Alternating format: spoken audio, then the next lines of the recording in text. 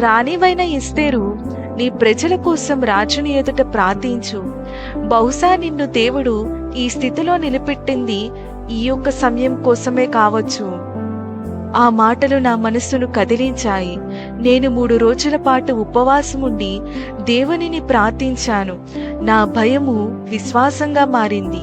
నేను నాతోనే చెప్పుకున్నాను, నేను చనిపోతే చనిపోతాను, కానీ మౌనముగా మాత్రము ఉండను అని.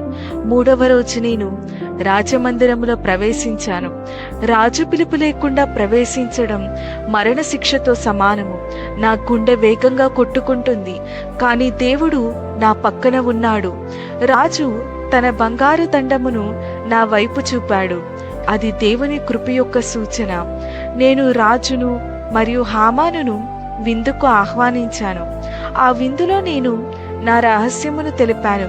నేను ఇశ్రాయేలీయురాలిని అని. హామాను మమ్మల్ని నాశనం చేయాలని యోచించాడు అని రాజుతో